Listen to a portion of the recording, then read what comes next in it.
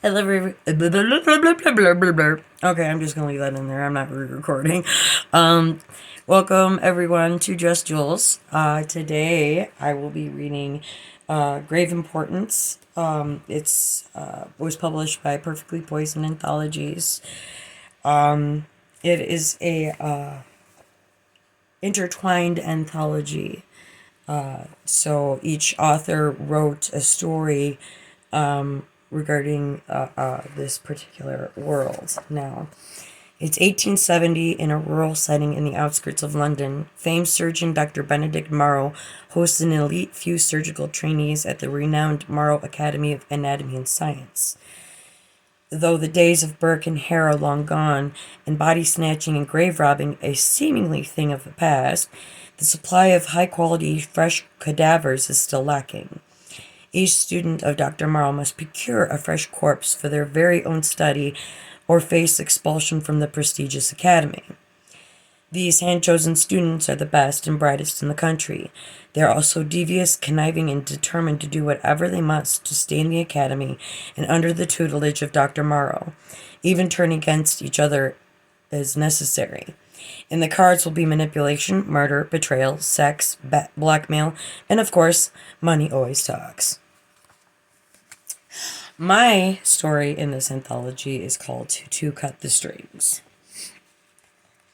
And this was interesting because I had to research for this story. It was fun. That's what I love most about writing is the research. So, anyways, so get yourself a cup of coffee, pause the video, get yourself a cup of coffee or a Dr. Pepper or a beverage of your choice. And sit back, relax, and I will read you a good story. I hope you enjoy. Okay. The soft breeze that came from the small pond overlooking the academy always gave me a sense of peace. As much as I loved living in Clayton Bridge with its subtle intricacies, it had a beauty that I could appreciate. It was for most the pinnacle of modern living outside of London, where I felt I was destined to go. One might ask why a woman would approach her education by means of throwing herself to the wolves, so to speak. At a young age, however, I found myself at the brink of extraordinary knowledge that wrapped itself around my fingertips like a silken glove. I had continued my studies outside of the normal curriculum that women my age were privy to. How delightful it was for me to learn that a benefactor, unbeknownst to me, had paid in full my scholarship to the academy. It was there where I intended to become a surgeon under the tutelage of Dr. Benedict Morrow at the Morrow Academy of Anatomy and Science. In a profession where men were considered to be the superior sex, despite my academic and scholastic achievements, I had a lot to prove. It came as to no surprise that the donor was loath to disclose his or her identity, and I spent copious amounts of time pondering who it could be. I spent 4 years in study, pressing my nose to the book so hard that it would bleed. I suffered the snide comments and underhanded means with which men gain control by discrediting me by my gender. No matter how hard I tried to adapt to the routine of uncouth commentary by my peers, I questioned the reasoning behind every nuance of the human body, how it was that we operated, and how we could anticipate the answers to most vexing questions regarding how to prolong life, to save life, to heal a soul as well as the individual. When one remarks upon the frailty of humanity, they themselves admit to being thus. This was something that I could not abide within myself. As many times as I had wanted to withdraw and become a scullery maid, I knew deep within me that I was destined for more. Thus, when I reached the appropriate age of 14, I was sent to live in Clayton Bridge in the care of Agnes Beauregard, my mother's great-aunt. There I found the inclination to assist her in her care, as she had grown frail at the age of 78 and was well on her way to the end of her life. She was a beautiful old woman with her hair that hung in waves down her back and over her shoulders. Judging by her appearance, she looked as though she had been quite breathtaking to gaze upon in her youth. Her eyes were a bright silver with flecks of green. Her nose was petite and perfectly centered upon her face. She would sit in her armchair with a quilt upon her lap as she sewed. It was one of her favorite things to do. I had often wondered if it were the strange benefactor, as I had little contact with anyone outside my family save for Amber Rose, who was a dear friend to me while I was growing up. It had been hard to say farewell to her, as it was to my family. I was to care for Madame Beauregard amidst my studies and assist her with all her medical needs. I was to shadow her nurse until after supper, where I would then retire to my designated room. I would stay up by the lamp of oil lamps and study the functions of the human body. Once in a while, I would take it upon myself to procure an animal to carcass to practice a dissection.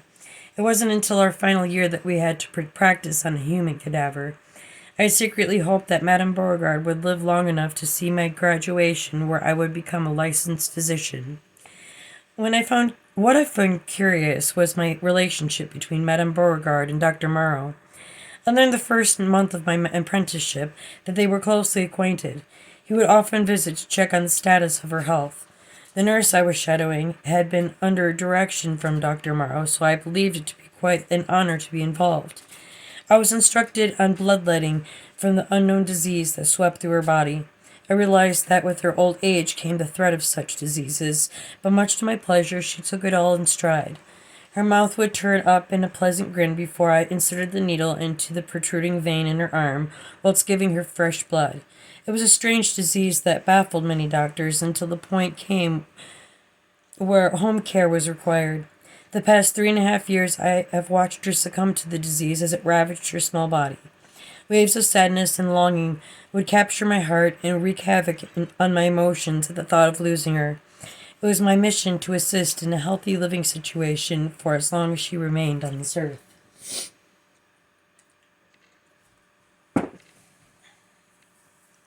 As a child, I would practice medicine upon my brothers and sisters. I was gifted with an old medical bag full of tools that had once belonged to my father's brother before he too passed. I remember laying down with my little brother Charles and practicing listening to his heartbeats and feeling his forehead for fever as I had seen many doctors do. I had come from a large, impoverished family with too many mouths to feed and not enough coin to purchase food. On our small plot of land just outside Clayton Bridge, we had opted to garden and raise small livestock, such as cattle, horses, and pigs, to make ends meet. My father was a thatcher while my mother tended the children, and my brothers and I worked to complete the chores. When my mother would fall ill, I would break out the medical book, and my father had given me the summer prior, and ascertain what was ailing her. Using the tools provided, I was able to learn quite a bit on my own and yearned for more knowledge. I craved it as I would the embrace of a lover. Books, I loved the smell of them, the texture of the leather cover, and the turn of each page. With every chapter came more knowledge that I would store away. How I had wanted to become a doctor with the ability to help heal others amidst finding the root cause of the problem. While other girls my age were practicing their stitching, I begged for more books until my father deemed it necessary that I receive a private tutor. A few years later, I had applied to the university, and not long after, Madame Beauregard received word that I was accepted into the curriculum. "A very high honor indeed, Miranda," she said, patting me on the shoulder. I toyed with my long dark curls anxiously. How am I to pay?" I asked. "You have an angel, my dear, an angel who has watched over this family for many years," she replied, and then left it at that. I sat at the velvety red armchair next to my aunt's bed, and I listened to her slow breaths as she slept, a book placed upon my lap with my hands clasped across it. Reading to her seemed to calm her nerves, and I was obliged to do so. It was the only time I could recall that I enjoyed leisurely reading. After I finished, sometimes I would just watch her and mull over who my benefactor could be. Madame Beauregard was a wealthy woman, but could not feasibly afford it due to her in-home care and the financial obligations she had to her children as they too went into university. Coming into my 4th year at the academy, I began to struggle with the demands of the courses. Anatomy and physiology had become the thorn within my side as I struggled. I had received average marks during the last quarter as I had fallen ill with scarlet fever. As to avoid dismissal by the academy, I was to study privately while I recuperated.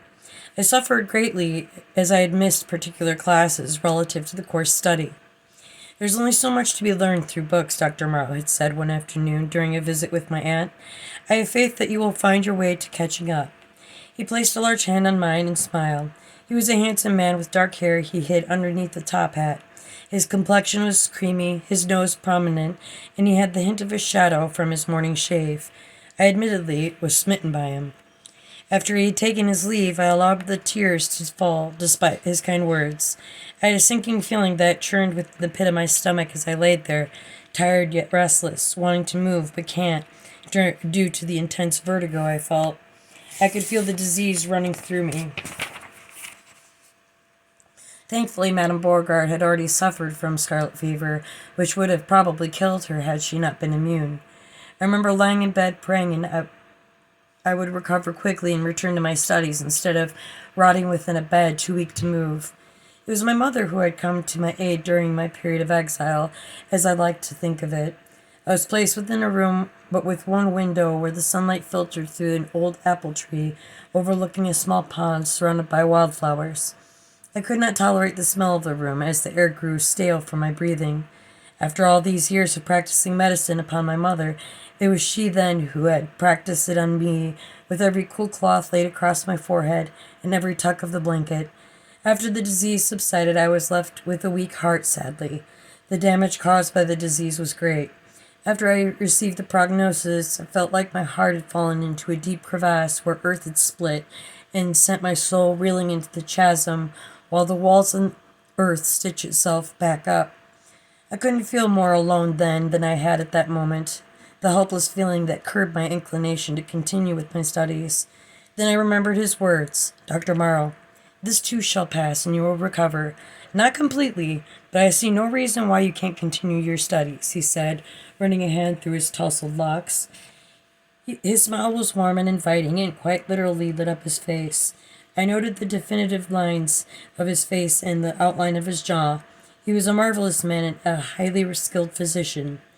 I was curious about his particular interest in me and my future. My only assumption was his relationship with my aunt. I felt compelled to question him, but I knew that it would be responded with nothing but a smile and a series of compliments regarding my academic performance, despite falling short. My dreams of being top of the class were smothered by the illness.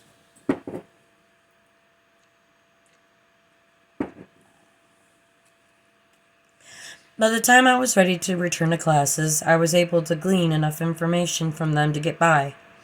However, during the course of the semester, the fragility of my standpoint seemed ever clearer. There was one particular student who was my rival in every sense of the term. Jacqueline Kennison was a remarkably beautiful woman with fiery red hair, blue eyes, with the nose of a cherub. She was a slender creature, lithe, and her cheeks were rosier than usual. She had the most unique complexion than anyone I had ever seen. I couldn't help but wonder if it were a form of albinism that caused her to look as pale as she did most days.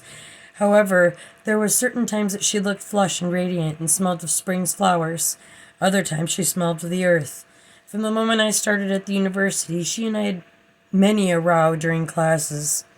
What is the first rule of dissection? Dr. Morrow walked across the room with his hands on his hips. I was the first to answer, cleanliness. He nodded his head. Precisely. You will be working with living humans who are prone to disease and infection. You will also be susceptible to maladies as you will be in direct contact with your patients. The air was chilly and my lab coat was smeared with the blood from a small piglet. All I could smell was the formaldehyde. There were a few in the class that appeared squeamish about it, but I regarded it as just yet another challenge to conquer. I noticed the way that Jacqueline looked over the piglet as though she had salted pork on her mind. I watched as her eyes grew wider as she examined it with her gloved hands, turning it around as though it were a slab of meat on a butcher's block. I feigned indifference when she met my eye, and then concentrated on the lecture on how to properly dissect a piglet. Jacqueline's hand shot up suddenly. Are we to work independently or as pairs like last time? She asked without waiting for acknowledgement. No, you will be performing the autopsy alone, and you will be graded according to the steps you take. Your lab notes, the weight of all the internal organs, and the way you make your incisions. Everything must be precise. There is no margin for error in this field. One mistake could cost a life, he said as he circled the room. I took a shaking breath. I had missed the previous dissections due to my sickness, and I could feel a shot of pain burn a hole through my chest as my anxiety continued to build. I had studied the procedure and thought that I was confident, but my hands began shaking. Dr. Morrow regarded me with sympathy. I realize that you have missed a great deal. Remember what I said about books, he said. I nodded my head and took a deep breath. You can only learn so much from books. I need the experience. In order to be successful in the medical profession, he said. I have great faith in you, my child. You have not only privilege, but also a great deal to offer in this field. I see only great things for you so long as you maintain course. You'll be graded as though you were here for the guided autopsy. It is only fair to the other students. I won't let you down, Dr. Morrow, I smiled, feigning confidence. Dr. Morrow turned on his heel and held his hands behind him as he strode across the room. Can anyone tell me why we dissect piglets? Jacqueline's hand shot up again and, without being recognized, called out the answer. That is because the size of the organs make it easy to identify as opposed to other animals. Correct, Jacqueline. Dr. Morrow nodded his head.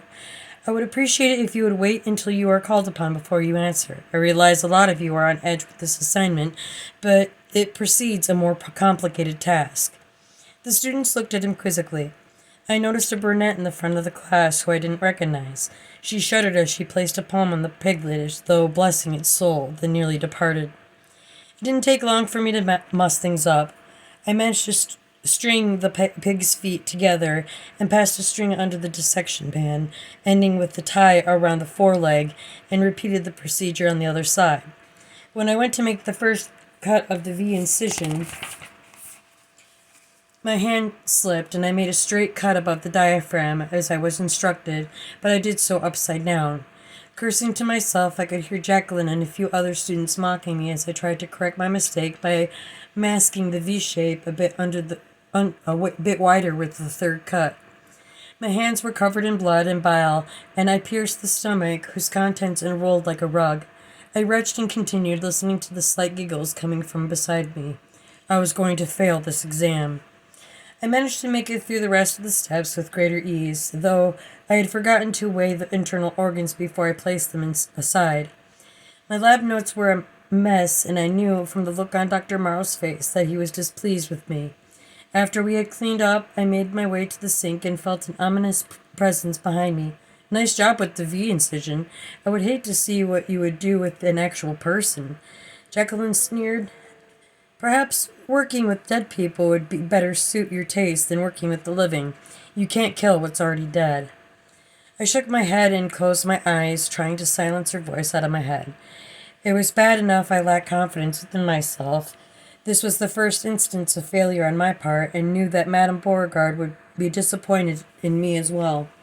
Should I fail any one class, my benefactor would withdraw all funding for my future. I needn't the aggravation caused by my nemesis. I had far too much riding on this. I wanted to make my family proud. Attention, Dr. Morrow called out as we gathered our personal effects. In 2 weeks' time, we are to move on to the dissection of a human cadaver. There is only one problem. There is a shortage of corpses available for scientific study.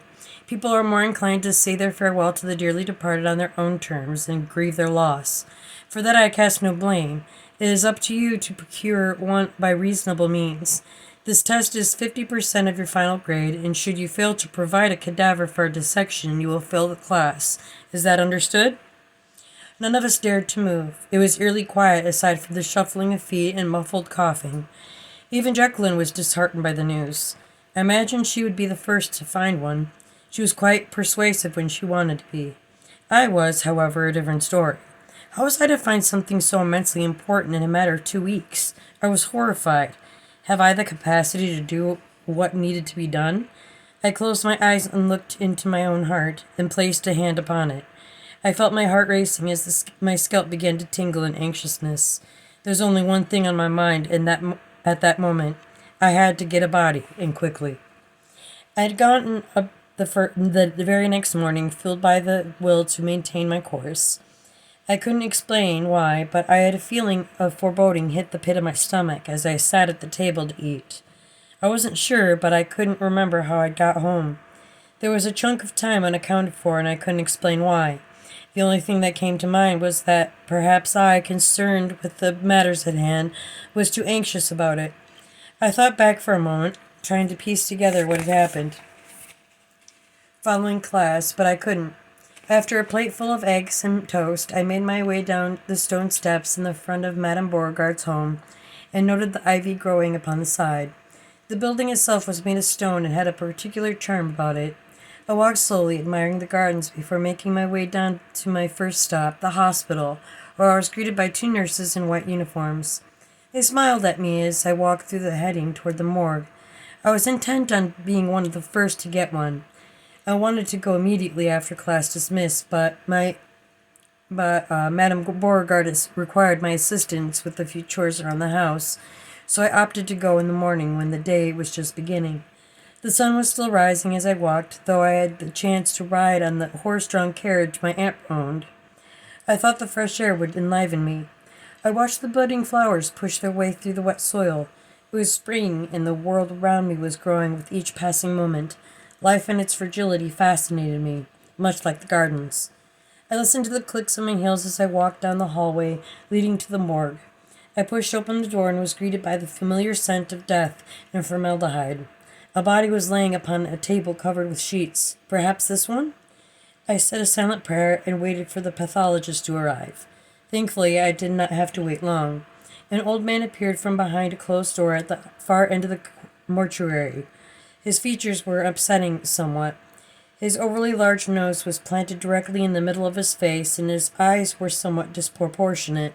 His skin was like crepe paper, thin and appeared stretched across his face like cotton.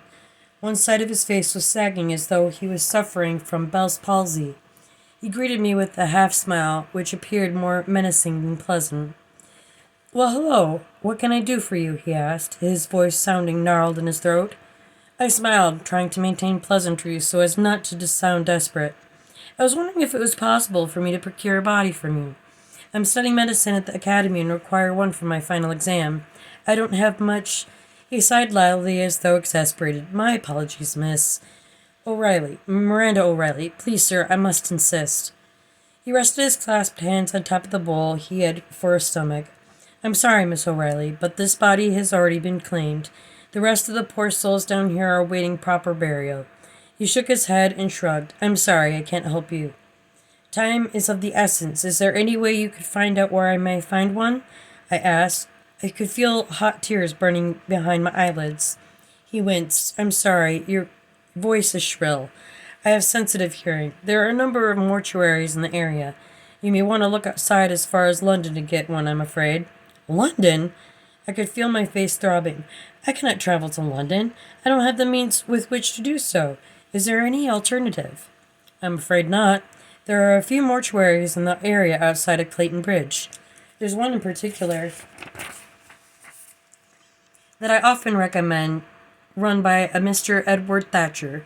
I doubt, though, that he would be able to help you any more than I can. It's because you're a—" "What is this?" I demanded. "My apologies. I did not mean to overstep. It wouldn't hurt to inquire about it." He cleared his throat, wringing his hands. "Perhaps you could ask individual families about the recently deceased. There's a possibility, and the only thing I can think of to help assist you." He took a step back and rested his hand upon the counter behind him. "I believe this profession isn't suited for someone in your position." My face burned with anger, and I could feel my scalp tingle at the mention of this. "And what position would that be, pray tell? I don't believe that is any of your concern." I glared at him for a moment, allowing my eyes to pierce through his. He couldn't help but look away. "Thank you for your time," I spat, and then I turned and walked out of the room, listening to the clicks of my heels as they echoed down the hallway. I was dumbfounded. The audacity of that man judging my decision to work. I would show them. I would show them all. I always felt as though I had to prove myself to others, and rage, it burned within my veins. I noticed a peculiar vial of yellow crystalline powder in my handbag. I took off the cork and smelled. The powder was odorless. Curious. I slipped it back into my handbag and clutched it to my stomach. It was intended for me to use, but I was unsure as to why and who had placed it there. I didn't remember seeing the vial before and wondered if it had any connection to my blackout. I found my way home in a relatively good time, though my hands were balled into fists as I dug my fingernails into my palm. The cynical looks and commentary regarding my profession is not something that I'm unfamiliar with. It happened often enough to where I should be used to it, but the words still linger in my mind. It makes me doubt myself, yet drove me to success. I had survived scarlet fever and was able to complete the assignments during my sickness. I was determined not to let this obstacle get in the way of my success. I could not shake the feeling of hopelessness, though. It ate away at my soul. The morgue was only one of my many possibilities, but I was hoping that my next venture would be successful. I was determined, and nothing would thwart my mission. What was it like to die? What is the point of our existence? Our bodies were mere shells, fragile things. The idea was haunting as I imagined myself upon a slab, my eyes glazed over and white. It reminded me of the eyes of the dead fish, and I cringed at the thought. How would I exit this life? Would it be my heart? More than likely, it would simply slow down to a lull and then stop. I hoped that I would just pass in my sleep. I opted to use one of my aunt's carriages to make my journey to the outskirts of Clayton Bridge. The land was flat and green as the carriage took me down a path that led past the town. We passed sparse houses dotting the countryside along the wide wavy hills. It then diverged as soon as we hit the forest, the trees guarding the area like giant sentinels, protecting the wildlife from the sun. It was moist and the air smelled damp. I poked my head out from behind the curtain and noted the small standing puddles of water and listened to the wheels splashing through them. I don't quite remember falling asleep, but when I awoke, I was in the middle of the forest, lying in the outside edge of the dirt road. I had the strangest feeling, vertigo swimming through my perception to where all I could see was a bright green. Thankfully, the carriage was there, however. The driver, Frederick, was not. What had just happened? I made my way to my feet, brushing dirt, small sticks, and leaves from my dress, and walked toward the carriage, carefully looking all around me for any clues as to what had happened. I fished out my handkerchief and gently wiped the mud from my face and walked around the other side of the carriage. I found him laying next to the steps, unconscious. "Frederick, wake up! What happened?" I whispered vehemently. "I demand that you wake up this instant!" I nudged his thigh with the tip of my foot. He stirred but did not awaken. I scoffed and took hold of his shoulder and shook him awake. His eyes flitted open. He reached up a hand and rubbed a knot on his head. He wasn't bleeding, thankfully, but he seemed to have fallen and hit his head on the wheel. "Miss O'Reilly, what has happened?" I could ask you the same, Frederick. Are you all right? I found myself in a compromising position on the middle of the woods, and here you are asleep?" He wiped his forehead with his long black sleeve. "I cannot say, my lady.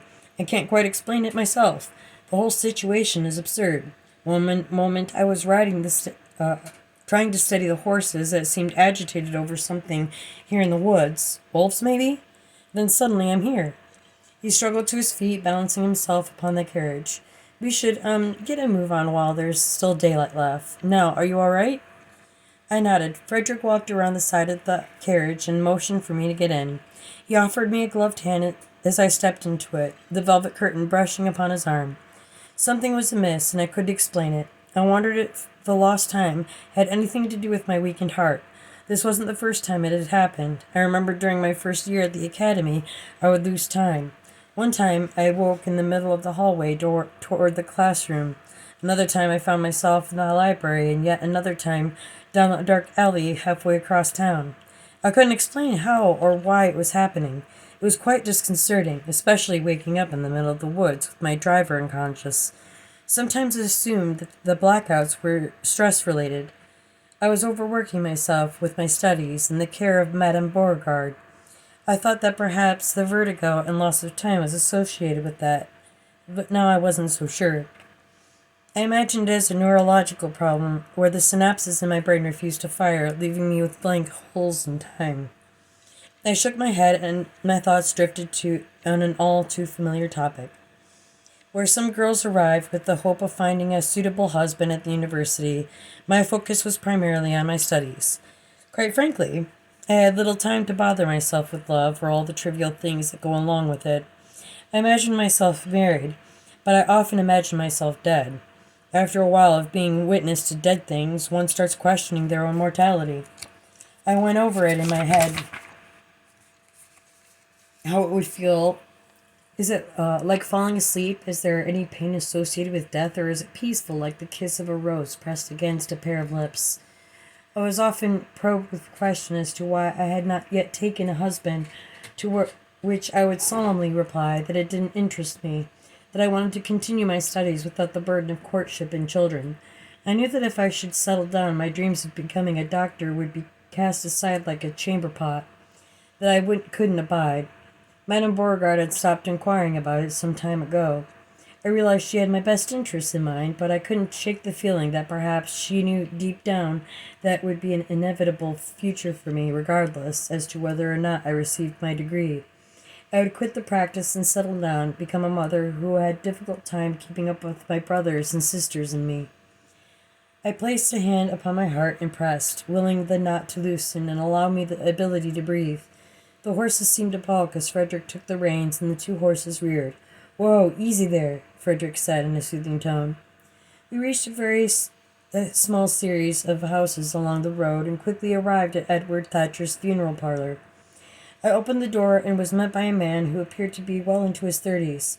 His eyes were the color of platinum, vibrant with flecks of jade along the outer edge of his irises. He was quite taller than I, with long disheveled hair the color of chestnuts. He was a remarkably handsome man, albeit plain in the dress. "Can I help you?" he asked, running a hand through his hair. "Why, yes, I would like to speak to you right away. I am a student at Morrow Academy of Anatomy and Science." "Step into my office." He gestured down the hallway. "It's down to the left." I nodded and walked down the hallway as he closed the door behind me. The parlor appeared classy and welcoming, with gold and red velvet cushions on the couches. There was a large room to the right that was set up with comfortable chairs and with a piano at the center of the room. There was a door to the left that was closed. There was a chaise lounge in the middle of the hallway against the wall underneath a large mirror. The wooden floors gleamed with varnish. I walked past a room on the right side with a casket placed in the far end of the room. There were pews set up along with the pulpit, surrounded by quite a number of bouquets of roses with baby's breath. There was ivy growing in pots in the far corner, creeping up the walls as though trying to escape. If I were to die, this would be the place I would have my funeral, I decided. I walked into his office, a small room with a single desk and 2 chairs. I took the one closest to the door and waited patiently for Mr. Thatcher to sit. His desk was littered with paperwork and was as disheveled as his hair, and contrary to the clean atmosphere of the parlor. Next to the desk was a small table holding a decanter full of amber liquid and a few glasses. "So what can I do for you?" he asked. He smiled for the first time, which made his cheekbones more pronounced as they jutted out of his skin. I took a slow, deep breath and returned his smile with one of my own. "I'm looking to procure a body." "You go straight to the point, don't you?" he said, while looking at me up and down. "In my position, time is of the essence, and you're my last hope. You see, there's a shortage of bodies at the academy. I was wondering if it were possible to obtain one from you." I clasped my hands in my lap over my handbag as I waited for his answer. "I am truly sorry, but I cannot give you one." I smiled. I had to maintain my cool composure. This was my last hope. "I really must insist. You are my last hope." He sighed. "I don't want to sound rude, but I don't think a woman is suited for this type of work. Shouldn't you be sewing like other women? Where do you see yourself in 5, 10 years? Your formative years should have prepared you for being a wife and mother, not a doctor. Why would a woman desire a man's job?" My mind swam in offense, but I forced another smile. I couldn't believe what I was hearing again. I had had enough. I had reached my breaking point. For years, men have degraded me and made me feel as if I'm inept, incapable of healing. Who is this man to say that I am not suited for this position? I have fought my way through the academy, If I were not capable, then why is it that someone believes in me enough to fund my education? I took another calculated breath. I made up my mind. I would get a body by any means necessary, and I wouldn't leave this place without one. Kind sir, I have been studying for the past 4 years to become a doctor. I dare not waste my efforts when I have the knowledge to save lives. Edward rolled his eyes and sighed loudly. My apologies, Miss O'Reilly. Yes, of course. I didn't mean any offense, but being a man in my position, I cannot help you. And what position would that be? The edge of his lips trembled. I am not in the position to follow through with requests of this nature. You would have to approach the family of the recently deceased, I'm afraid. Perhaps you can speak to them on my behalf? I'm sorry, but my answer is no. Edward got up from the chair and went to the door, motioning for me to follow. I'm afraid I have things that I have to attend to. Besides that, no decent woman should be getting into such a macabre profession. I got up and followed him out the door, but stopped short at his last statement. I eyed him viciously and found my way to the front of the parlor, where he opened the door for me. As I passed, I noticed the closed door was open a crack. There was a table far to the back where a body was laying atop, covered with a sheet. It was so close, yet so far. Then an idea formed within my mind. I would wait until Mr. Thatcher fell asleep, and I would sneak into the parlor and steal the body. It occurred to me that my presence and denial of a body would raise suspicion, unless... I remained quiet and ignored Mr. Thatcher's farewell and entered my carriage. I ordered Frederick to take me down to the road behind a few trees obscuring the view from the parlor. I would use the time wisely while I determined what route to take. I grew tired of men, some women who attempted to convince me to take a husband. I believed in the institute of marriage, but I wanted to chance to live first. Perhaps I would find a husband while I worked. Had anyone thought of that? I ruminated upon what Mr. Thatcher said. I don't think a woman is suited for this type of work. Shouldn't you be sewing like other women? Sewing like other women? I scoffed. Your formative years should be preparing you for being a wife and mother and not a doctor. Why would a woman desire a man's job? No decent woman. I felt my anger rise within the pit of my stomach, turning my mood sour. I wondered if other students, namely Jacqueline, procured their bodies yet. I imagined the look on her face during the final examination, with bodies lying upon wooden tables, waiting to be dissected, save for my own table that remained empty. I imagined the look on her face as I would stand in front of my bare table, my head hung in shame. I would most certainly fail, much to Jacqueline's pleasure, I imagined. A few hours had passed, and I watched as Mr. Thatcher retired for the evening, presumably in a room toward the back of the parlor. As I watched the candle flickering near the window, I waited until it was extinguished, and then waited a bit longer. He had left the door open, thankfully, and I slowly crept down the hall, mindful of the clicking sound as I walked. I slipped into the room where I found the body, but it was gone. I cursed, something that I don't normally do. I could feel my blood searing my veins as the heat rose to my face. Considering my stature, there was no way for me to carry a body even if it were here. I would need help, but I did not want Frederick to be involved in this venture. Deep within me was a hatred that was nearly blinding. I could not accept the rejection. I wanted him to pay. I wanted all of them to pay. I could not abide Jacqueline lording over me as she dissects her body. Deep within me, I knew that she had already acquired one. I imagined all the male students in the class had already found one as well. I fumbled through my change purse. I pulled out a vial of arsenic I kept hidden within my handbag. I rolled the vial between my fingers, and the thought crossed my mind. It was irrational, but I felt compelled to do it. I had lost control of my motor functions. I needed it, and I was desperate. Fear curdled my insides like a knot as I realized what his words truly meant for me. I grew tired of the constant cajoling to find a husband.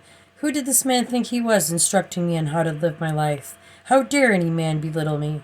I would show him and show all of how capable I was.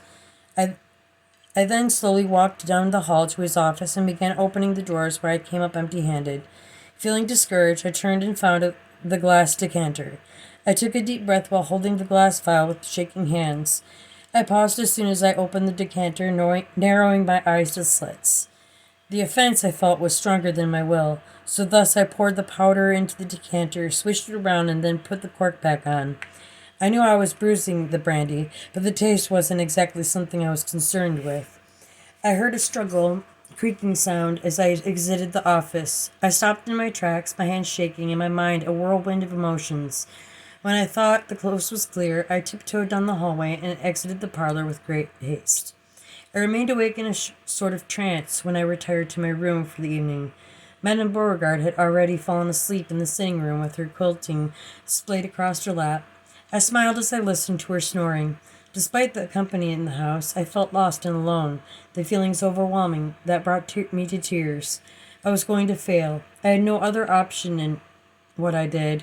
I relived my actions objectively and shuddered. I did not think I had the capacity for murder. My job was to heal the sick, not kill. Part of me wanted to return to the parlor and empty the decanter, but by the time I reached the parlor again, it would be morning. There was no way for me to rectify my action. What is done is done. Alas, the only thing in my power to do was wait. Wait for a body. Wait for news of Edward Thatcher's demise. And wait for Jacqueline's smirk of victory. It turned out that I didn't have to wait long.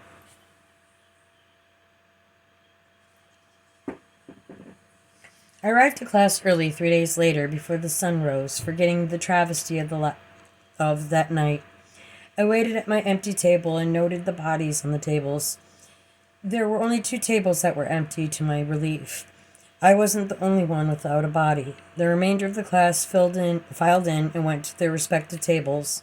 Dr. Morrow shuffled into the room, his head hung low. His eyes were rimmed with red, and his nose had pinked. He rubbed his eyes as he walked to the front of the room, where he rolled his shoulders and lifted his head as he addressed the class. His appearance was disheveled, his hair stringy and oily. His skin was pallid with the slight pink spots covering his face from crying. I narrowed my eyes in concern as I looked at him. Truly, he was grief-stricken. My apologies for my appearance. There's been a death in my family. My sister's husband was found this morning. With deepest sincerity, he took a deep breath. I would like one of you to dissect his body to determine cause of death. He looked at the empty table across the room where a young man with bright blond hair stood, drumming his fingers upon the desk. He then turned his attention to me. Miss O'Reilly, have you found a cadaver yet? Regretfully, I did not, sir, I replied. Dr. Morrow turned his gaze toward me and lowered his voice. It would do me great honor to have you take his body. As a colleague, it is something that he would want. My heart jumped into my throat and pulsated within it, causing me to choke upon my own saliva. I covered my mouth and tried to hide my guilt. Thank you, sir, I managed meekly after the bout of choking subsided. No, it couldn't. Our family needs answers, and I believe you are the one to find them. Good luck. His expression turned grave as he blinked back tears. He turned and walked toward the blond-haired student and began speaking with him directly. I looked down to my empty table and imagined Mr. Thatcher laying across it and cringed. It was me. I killed him. I killed him. I repeated the words in my mind, and I felt my eyes grow wide in fear. I didn't dare show my emotions and reveal myself. I solemnly looked down at Dr. Morrow as Morrow wheeled Edward's body onto my table. I was the one who killed him, and I was the one to determine the cause of death. I already knew. I felt faint, my perception twisting into a brightness that took over my vision. The room seemed brighter somehow, as though I were experiencing life from an alternate perspective. I felt my knees buckle beneath the weight of my heart that sank deeper within me until my legs felt as though I were buried in sand. I couldn't move. I couldn't speak. My gaze unwittingly turned to Jacqueline, who responded with a knowing smile, her eyes darting from Dr. Morrow, then back to me. I shuddered. Did she know? If so, how? I felt a familiar bleakness take hold of me, but not completely.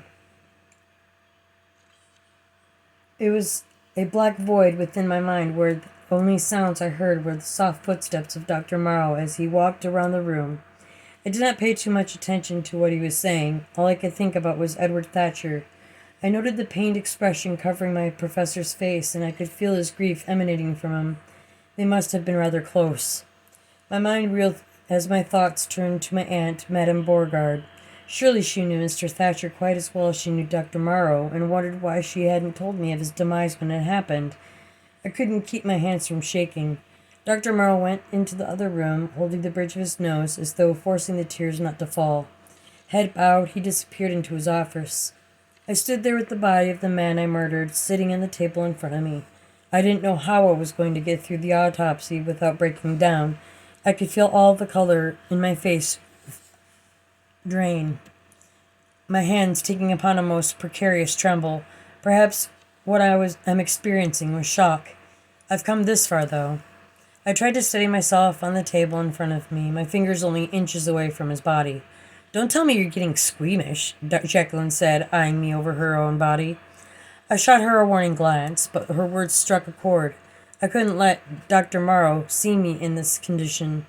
I tried to think of more pleasant things, but it was impossible to concentrate when Jacqueline was sniggering and making faces. Dr. Morrow returned, his voice tinted a bright red, with eyes to match. You may begin your dissection now, he said, and pulled the sheets away from the bodies. One man had an elderly woman on his table and recoiled at the sight of her. I was positioned in the center of the semicircle, only 5 to my right, left to uncover until he reached mine. 4, 3, 2, and then his hand hesitated, shook. He balled his fist around the fabric, closed his eyes, and pulled. After he was done pulling the shrouds, he then motioned for the back of the room where our tables of tools lay. Prepare to make the Y incision, he said, and walked around the room, studying our technique. An unexpected pressure I had not yet anticipated lingered in the back of my mind. Not just the fact that I had murdered my professor's brother-in-law, but also because Dr. Morrow was taking more interest in my procedure than anyone else's. Edward's skin was a pale gray, with purple and blue veins running a course throughout his body. His lips stained a purplish hue. I felt faint. I could see the tiny dots of light obscuring my vision. My stomach was churning, and I felt as though I would lose the contents of it. Nothing could have prepared me for this. Nothing. It was bad enough that the reality of death was upon me with the corpse upon my table, but to do an autopsy on a man that I myself had killed? I could feel the perpetual lump in the back of my throat as suddenly I felt the urge to cry. I looked up and noticed that I wasn't the only one who appeared queasy. The feeling was unsettling, and the sudden urge to run for the door was overwhelming. I looked behind me, and I saw the exit and wondered what people would think if I ran. I decided to become a doctor for the sole purpose of saving lives, and in a fit of rage that boiled within me regarding Edward Thatcher's words, still rang dull within my mind. Did he deserve it? No. He was paying for the sins of men whose opinions cut deep. I looked at Jacqueline, who was the only one to appear to be content. But what was that look in her eye as she stared at her body? Her eyes were narrowed in concentration, but the way she licked her lips was unsettling. It seemed as though she were going to dive in and devour the flesh of the corpse on her table. I took a deep breath, tasted the formaldehyde that lingered in the air, and tried to steady my hand. I start my incision on the left shoulder down to the end of the sternum. I proceeded to make the same cut on the opposite side. I then tapered the incision downward into a straight line over the abdomen to the pubis so that I could open the breastplate and retrieve the internal organs to be weighed. The moment the incision was open, my senses were overwhelmed by the coppery scent of blood, the earthy scent of viscera, and fecal matter. The assignment called for the identification of internal organs, the procedure, and to determine cause of death. I looked at the bloody insides, the dead dark blood staining my hands and coagulated in patches. First I take out the lungs, followed by the heart, liver, stomach, intestines, and then the rest. I tried to detach myself from the situation. I forced myself to think about other things, of Madame Beauregard and the softness of my bedroom, and how safe it made me feel. Madame spared no expense decorating my room with roses, my favorite. I tried to focus on the memory of the scent and how it lingered in the air in my bedroom. When my mind began to wander, I tried to focus on what the autopsy meant to me, to become a doctor myself and prove to the world that I could do it. So many times I'd been told that I couldn't, that I should be a wife or a mother, not a spinster doctor. I sighed loudly at the thought, and then the image of Edward Thatcher surfaced in my mind. Just a few days ago, he was alive and well. He was breathing and thinking. He had plans for the morning, ambition for the future, and I had stolen that for my own. I shook the thoughts away as I focused on the array of organs sitting on the table on the scales. Dr. Morrow narrowed his head. Not there, sorry. Dr. Morrow nodded his head to everyone, but he kept on eyeing me suspiciously. Or was I imagining it? Was this my punishment for killing him? I took long, deliberate breaths, trying to fight the urge to be sick. Part of me wondered if I'd be found out. Did anyone see me? Did Frederick know what I did? Surely he would suspect something if he had heard and considering how long I had him wait. Perhaps he would think that it was just a coincidence. I didn't tell him the reason for my visit with Mr. Thatcher, but he knew I was there before he died. That would make me a prime target for the detectives. That is, unless I purposefully misled everyone by mocking up a forged autopsy report. He died for natural causes, not poison. I couldn't help but wonder what his mouth smelled like, if I could smell the garlicky scent caused by the arsenic. I had read that the poison would cause the breath and urine to have an aroma of garlic. It would be in his system, no doubt, and perhaps still in his stomach. I dared to lean over to smell his breath, but all I could smell were the chemicals, the slight scent of garlic. I looked up, my head still bowed over Edward's face, almost nose to nose, and I noticed that Dr. Morrow was looking at me curiously. I had caught his attention, and he walked over. "Is there something wrong, Miss O'Reilly?" I tried to steady my voice, though I was breathing hard. "I caught the most peculiar scent. I was mistaken." I gripped the side of the table, my hands leaving the bloody handprints. He bent down and caught the scent, and his brow knitted together. "It smells of garlic." He cleared his throat and covered his mouth with a fist. "Very good observation." He nodded his head and walked to the table next to mine, with his head bowed. I noticed his hands balled up as he walked away. Did he suspect? I still felt as though I would faint, especially when it was time to dissect and remove the brain. We had been doing our autopsies for the past hour, and I remember not eating this morning. I felt my stomach rumble and worried that others may hear. I had no inclination to eat, however. I'd end up wearing it. With a deep breath concentrating more on the incision instead of his face, a face that would haunt me for the rest of my days, I cut into his scalp. I tried to avoid his face, slipping the scalpel into the flesh and folding it over so it rested over his face, while the other half draped on the back of his neck. I felt my stomach lurch and then found a basket nearby to be sick in. I was bent over, my face buried in it until all the yellow bile that accumulated in my stomach escaped my lips. I could feel my temperature rise, and I felt hot and cold at the same time.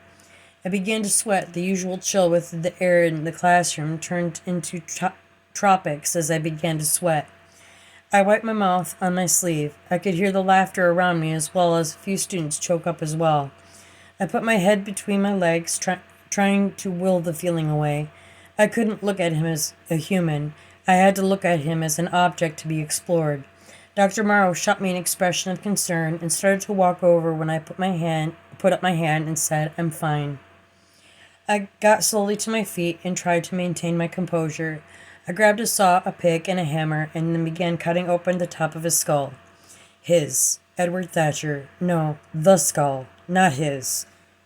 I have to view him as an object, but I couldn't shake the voice inside my head, and I couldn't stop my hands from shaking. After I examined his brain, I began dissecting his organs, starting with the stomach. I noted the amount of liquid in his stomach that smelled awful, bile mixed with brandy and a few pieces of soaking wet bread. I caught the scent of garlic in his urine as I took out the bladder and winced.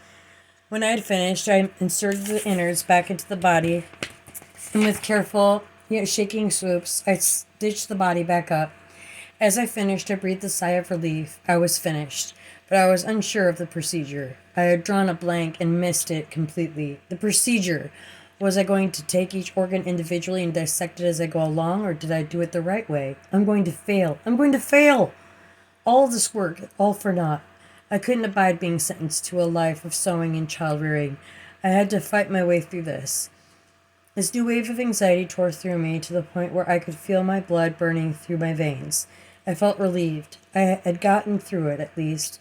The brain took a lot longer than I anticipated. We all had been here for roughly 2.5 hours. I felt exhausted, drained, and strangely hungry. I looked at Edward and realized how tragic his life was. Surrounded by the dead to be murdered by the living. I felt the urge to cry, but I blinked back my tears. His life in exchange for a degree, my own selfish purposes, but I'm not sure if I regret it. I didn't notice the look on my face until the man next to me looked at me up and down and said, "Are you okay? I'm not doing so good myself." And he gave me a friendly smile. I'm okay," I said as I forced myself to smile. "You know, I'm close to being sick myself." I nodded my head in response and focused on his hands as they danced around with the needle and thread. He made it look like a ballet. I looked around the room as I took a seat in a chair next to the table. I bowed my head and prayed that I had passed the examination. I've never really been religious. The idea of an all-powerful God seemed so elusive. I preferred fact and cold hard truth. And then I realized the depth of deception within my heart. I had told myself that what I did was justified, but it was unwarranted. His comments shouldn't have made me so weary about my future. It was an act of pure desperation. There are many who lack the privileges that I have received. My breathing became labored. I couldn't breathe. I couldn't speak. The man shot me a worrisome look as Dr. Morrow stopped at his table. I tried reassuring him with a nod, and then Dr. Morrow stopped at mine. "What did you find?" he asked, pulling at the hairs of his mustache. He motioned for me to stand up, and I did with shaking legs and walked forward. He leaned in and whispered in my ear, "Have you found anything yet? What were the contents of his stomach? Anything peculiar that I should know about?" I took a deep breath. There appeared to be alcohol in his system. He didn't eat much. I didn't see anything else out of the ordinary. He nodded his head. "What do you presume to be the cause of death?" I believe, I'm not really sure." Dr. Morrow looked over my notes and nodded his head. "You may retire for the evening. Results from the exam will be announced in a few days. I'll take a look myself." He leaned in toward conspiratorially. "I need your honesty. This is very important to my family. I'll go over your lab notes later this evening. You will be the first to be graded. It is my professional opinion that his heart failed." He nodded his head solemnly and walked away with my notes after he excused me. I washed the blood from my hands and collected myself and my belongings, then started for the door. I looked back and saw Dr. Morrow place his hand over Edward's forehead and rest it there in a silent prayer. I felt my stomach rumbling, my esophagus choking me as though was being strangled by my own thoughts. They kept on fluctuating. As hard as I tried, I couldn't seem to get Edward's face out of my mind, both living and dead. I opened the doors and I was greeted by a beautiful spring afternoon. I felt a weight lifted from me the moment the sun hit my pallid skin that had waned during the autopsy. I rubbed my hands together. I hadn't noticed how cold they felt. My whole body seemed to melt in the sunshine. I wondered how long it would take me to get used to the sight of dead bodies. Would I always be sickened by them, or would I dismiss the idea that they were once a living being with a story to tell? Edward's story was one I would never forget. Did I have the capacity to do it again under different circumstances? To kill a patient? What if someone was dying from a debilitating disease? Would I watch and try to prolong life, thereby prolonging the suffering that went along with it? I pushed the thoughts from my mind and hailed a carriage that would bring me home.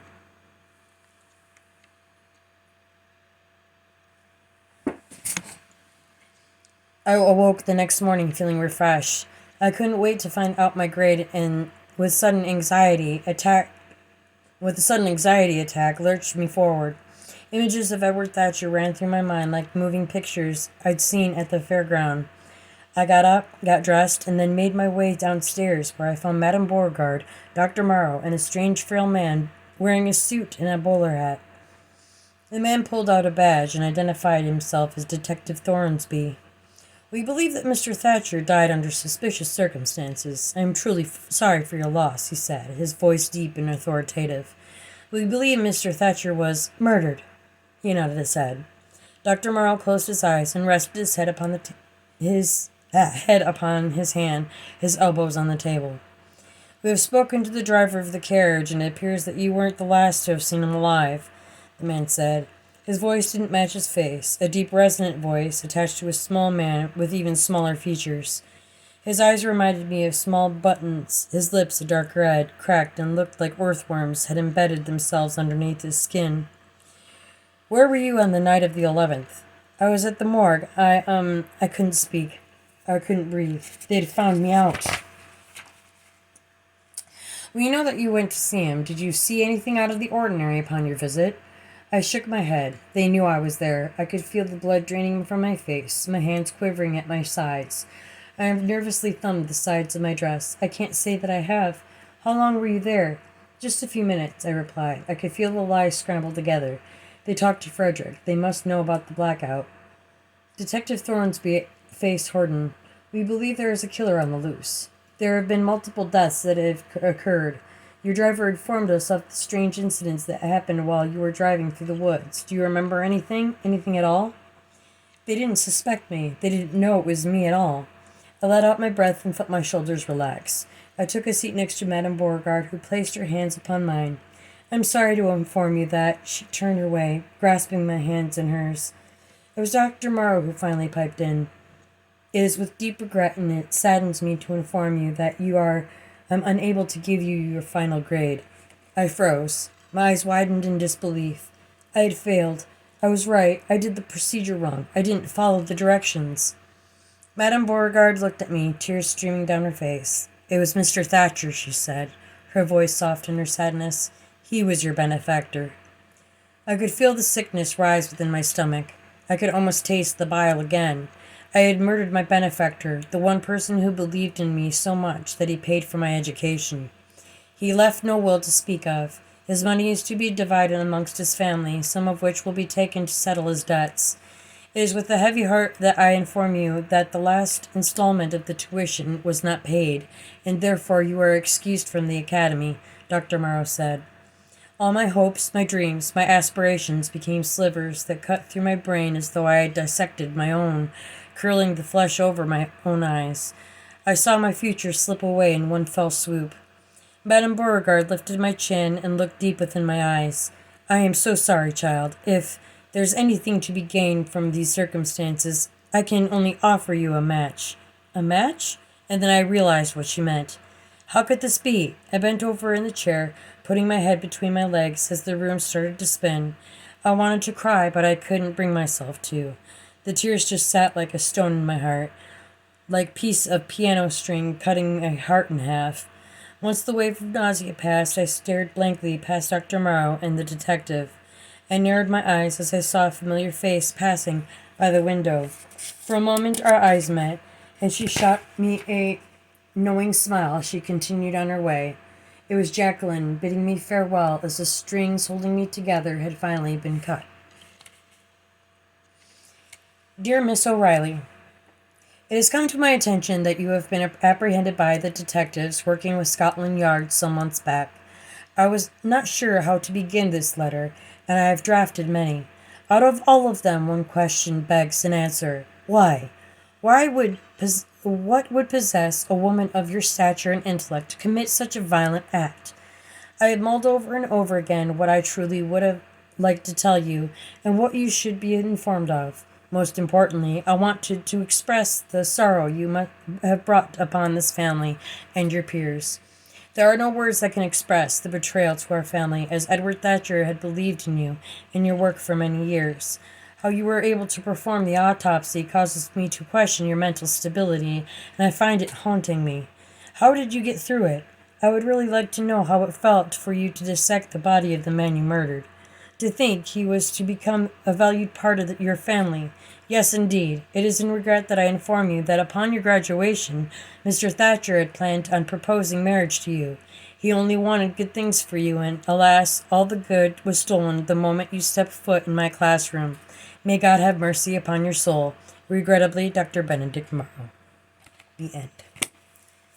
Thank you all for sitting and listening to the story. I hope you enjoyed it. Be sure to like, comment, share, and subscribe if you'd be so kind. Let me know what you think in the comments below. Thank you again for listening and taking the time. I will talk to you next time. Bye.